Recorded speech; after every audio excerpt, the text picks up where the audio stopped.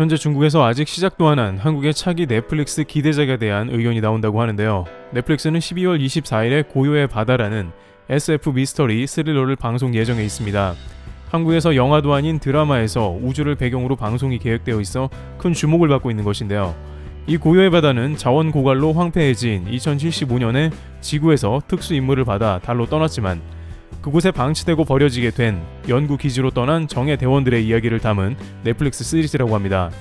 출연진도 한류 스타인 배두나를 비롯해 공유, 이준 등 초호화 캐스팅에 작품 구성도 탄탄한 것으로 알려졌습니다. 또한 정우성이 제작자로 참여하면서 제작자로서 어떤 모습을 보여줄지도 주목되고 있습니다. 특히 이 영화는 미장센 단편 영화제에서 큰 호평을 받은 최항용 감독의 단편 영화를 시리즈로 풀어낸 작품입니다. 이미 매우 좋은 스토리를 가진 작품이기 때문에 더욱 기대를 모으며 연말에 큰 볼거리를 제공할 것으로 보입니다. 해외의 다양한 네티즌들도 공개된 예고편에 기대감을 표시하면서 빨리 보고 싶다는 댓글을 달았습니다. 한 외국 네티즌은 한국 영화 산업은 멈출 줄 모른다, 정말 빨리 보고 싶다 라고 말했으며 또 다른 네티즌도 킹덤에 나왔던 여배우인가 라며 배두나의 연기가 매우 인상 깊었다고 말했습니다.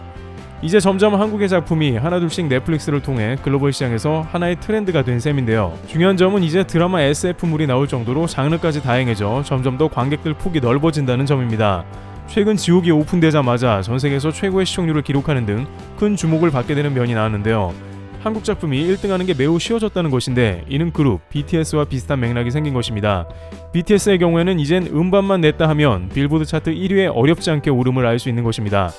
최근 콜드플레이와 협업을 한 마이 유니버스의 경우에는 BTS가 콜드플레이 때문에 1위를 한 것이 아니라 오히려 콜드플레이가 BTS의 아미 팬덤 등으로 1위에 손쉽게 올랐다고 보는 경우가 대부분입니다.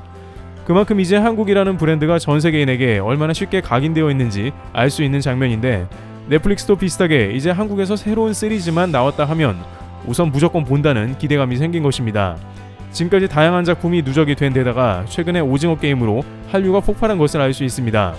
결국 오징어 게임 이후에 나온 지옥이나 다른 몇몇 작품도 쉽게 글로벌 상위권에 도달한 것이죠. 따라서 다음 달에 선보일 고요의 바다 같은 경우에는 달에 착륙한다는 매우 독특한 소재가 덧붙여진 데다가 한국의 작품이므로 한동안은 상위권에 랭크되면서 전세계 주목을 받을 작품인 것이 거의 확실한 상황입니다. 그런데 일각에서는 이 고요의 바다에 대해서 중국이 격렬하게 저항할 것이라는 의견이 나오고 있으며 이미 중국 누리꾼들은 해당 사안으로 한국에 말도 안 되는 소리를 한다며 윽박지른 경우가 많다는 것입니다. 물론 중국에서는 넷플릭스가 존재하지 않습니다만 그들은 불법으로 다운로드 받고 평점도 매기고 있습니다. 중국인들은 오징어 게임의 경우에는 다소 높은 평점을 주면서 그것으로 옷도 만들고 돈도 벌기도 했으며 반면 지옥에 대해서는 별로다 라면서 매우 박한 평점을 주고 올해 드라마 중 최악이라는 악평을 달기도 했습니다. 일부 한국 누리꾼은 중국에서는 공안들이 아무나 흔적 없이 잡아가는 것이 놀랄 일도 아닌 일이기 때문에 지옥의 사자들이 누구를 사라지게 한들 중국에서는 별로 신선한 소재가 아니기 때문이라고 비꼬기도 했습니다. 하지만 이런 저런 것을 떠나서 중국에서는 돈도 안 내고 넷플릭스를 본다는 자체가 매우 황당하지만 거기에 대해서 작품에 대해서 평가까지 하며 심지어 한국에 대해서 강한 불만을 드러내기도 하는데요. 이번에는 무슨 일로 고요의 바다를 트집 잡았나 그 이유가 무엇인지 논란이 되는데요. 물론 중국에서는 한국이 정치적인 왜곡을 하며 동물 학대를 한다는 등 억지 부린 적이 한두 번도 아니었습니다. 러닝맨에서 부루마블 게임에 대만 지도가 나왔다며 한국이 대만을 국가 취급했다며 소동이 일었는데 이는 중국의 누리꾼들만 화를 낸 게 아니고 중국의 정부 차원에서도 한국에 메시지를 내서 논란이 됐습니다. 황구시보의 경우에는 러닝맨은 물론이고 가수 이효리가 마오 발언을 해 마오쩌둥을 비하했다고 평가하기도 했고 블랙핑크가 팬더를 맨손으로 만졌다며 한국의 팬더를 빌려줬는데 엉망으로 키우고 있다고 비판했습니다. 팬더는 중국에서만 자라기 때문에 다른 나라에는 잠시 외교적으로 빌려주는 선물의 형태라고 중국은 주장합니다. 그러나 알고 보면 팬더가 선물이라기에는 빌려가는 나라는 한 쌍에 매년 100만 달러를 지불해야 하는 상황입니다.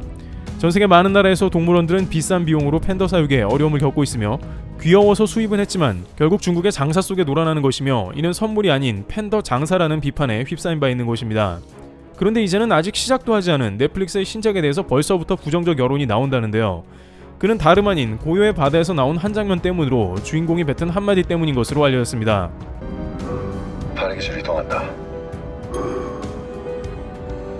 바로 이처럼 주인공이 달기지를 향해서 발해기지라고 언급한 것에 대해서 중국이 발끈했다는 것입니다. 그런데 이것이 심상치 않은 사태와 갈등으로 번질 수 있다는 뜻밖의 이유가 있다고 하는데요. 우선 역사적인 이유도 있겠지만 현재 중국이 고요의 바다 등 다양한 한국 작품 때문에 트집 잡는 이유가 있다는 겁니다. 이는 중국 정부의 정책과도 깊게 연결되면서 한국에 대한 제재를 건다는 것이 정황상 나오는데요. 이는 한국에서조차 짐작하지 못한 이유인데 현재 중국은 헐리우드가 필요 없다는 말을 하고 있습니다. 왜냐하면 2020년 중국 당국은 중국을 강한 문화 대국으로 설정하며 5개년 계획을 발표했습니다. 그와 동시에 중국의 국가 전용국은 영화 작품에 대해서 당의 전면적인 지도를 견인하겠다고 했습니다. 또한 최근 공산당 제19기 중앙위원회에서도 국가가 영화 사업을 육성하겠다고 전격 밝힌 것입니다.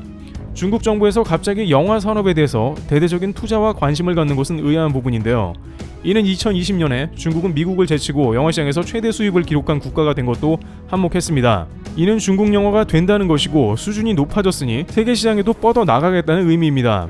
그래서 중국 정부는 앞으로 매년 50개의 영화를 개봉해 편당 최소 200억 원 이상의 흥행 수익 기록을 달성하고 극장도 현재 7만 7천 개에서 2025년까지 10만 개로 늘려가는 영화 산업 굴기를 달성한다는 내용입니다.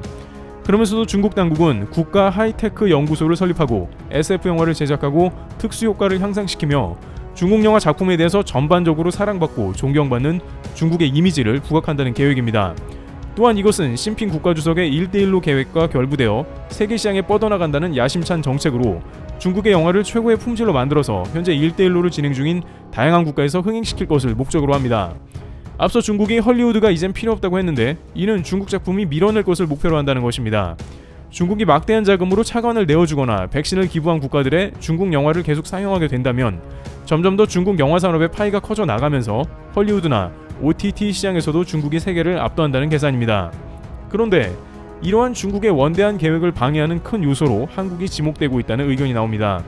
중국 당국은 국내의 문제는 어떻게든 통제하고 있지만 영화 불법 다운로드까지는 통제가 불가능합니다. 문제는 이러한 불법 다운로드된 영화 중에는 중국 공산당이 거북해하는 요소가 잔뜩 담겨 있다는 것입니다. 실제 중국이 넷플릭스를 거부하는 이유로 컨텐츠가 너무나 폭력적이라 상영이 불가능하다고 말하고 있습니다만 넷플릭스에서는 차이나 허스를 비롯해서 중국 체제의 모순과 어두운 면을 부각한 컨텐츠가 많이 있습니다. 따라서 중국은 갈수록 글로벌의 컨텐츠가 불법 다운로드를 통해서 매우 쉽게 공유되고 있는 현재 상황에서 많은 중국인들이 필터링 되지 않은 컨텐츠를 그대로 본다는 것에 극도로 경계하는 모습을 보이고 있습니다. 특히 한국의 드라마는 자유로움이 있고 파격적이며 때론 폭력적이기도 하나 의미심장한 메시지를 담습니다. 그것으로 많은 이들의 팬덤을 형성했으며 중국인들도 앞다퉈 한국의 영화를 다운로드 받고 있는 형국입니다. 이것이 반복되다 보면 어느 순간 중국의 체제를 흔들 정도의 엄청난 작품이 나올지도 모른다는 두려움이 있는 것이죠. 특히 고요의 바다에서 나오는 발의 기지라는 것은 한국 영토를 상징하니 크게 문제가 되는 것입니다. 중국 당국은 동북 삼성의 역사를 바꿔서 동북 공정을 진행 중이며 발해는 당나라의 지방정부로 치부합니다. 하지만 버젓이 한국에서 달에 있는 기지를 한국의 이름으로 바꾼 것은 중국 입장에서는 용납하기 어려운 사실입니다. 또한 중국은 달 표면의 상당 부분을 중국의 영토로 가져가겠다는 우주 굴기도 계획 중인 것으로 보입니다. 영화 넷플릭스의 설정이긴 합니다만 실제로 달 표면엔 지구에 없는 희귀 광물이 엄청나게 매장되어 있으며 중국, 러시아를 비롯한 우주 강국들은 달의 광물에 대해 군침을 흘리고 있다는 의견도 나오고 있습니다. 실제 중국은 달에 지속적으로 우주선을 내보내고 있으며 이러한 프로젝트를 확대할 것으로 나타나고 있습니다. 또한 이러한 역사적인 사실에 대해서 문제 삼고 나오는 국면 이외에도 한국에 크게 시샘하는 것도 있습니다. 중국이 아니라 갈수록 한국이 아시아의 문화 중심이 되어간다는 사실에 크게 반발하는 것으로 보여집니다. 그렇게 되면 마치 반도체 시장과 비슷하게 아무리 중국이 영화 산업에 막대한 돈을 쏟아붓는다고 할지라도 중국 영화 산업은 흥행 실패로 인해서 천문학적인 빚을 지고 파산하는 회사들이 대거 속출하게 된다는 것입니다. 그러나 중국 일부 전문가는 중국 내에서 장진호와 같은 애국심 고치 영화가 계속 흥행할 것이라는 의견을 냅니다. 중국에서 중국제 핸드폰이 성장했듯이 인구가 많은 중국인들이 자체적으로 중국 영화를 엄청나게 소비하게 된다면 중국 영화 시장이 급속하게 성장하고 전세계 시장에서도 성공을 거둘 수 있을 것이라는 의견인 것입니다.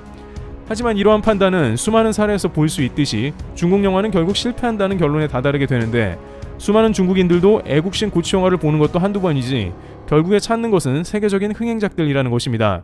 특히 한국 영화부터 예능까지 가장 많은 불법 로드를 하는 중국인들은 결코 이에서 헤어날 수 없다는 의견입니다.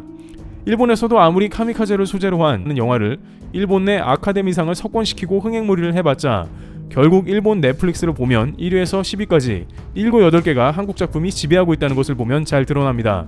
한국인이 문화의 힘으로 창의적 컨텐츠를 만들어내고 이것이 넷플릭스를 통해 점점 뻗어나가고 사랑받기 때문에 중국은 중국 중심의 영화 산업 컨텐츠를 만든다 해도 결국 중국인에게조차 외면받는 상황이 뻔하다는 것이죠. 이와 같이 중국에서는 한국 넷플릭스에 다가오는 작품마저 크게 경계하여 상영돼서는 안 된다는 의견을 내고 있습니다. 그러나 고요의 바다 역시 한동안 글로벌 최상위권 랭킹을 기록하며 큰 화제를 낳을 작품으로 관측되고 있습니다. 트리블튜브였습니다. 감사합니다.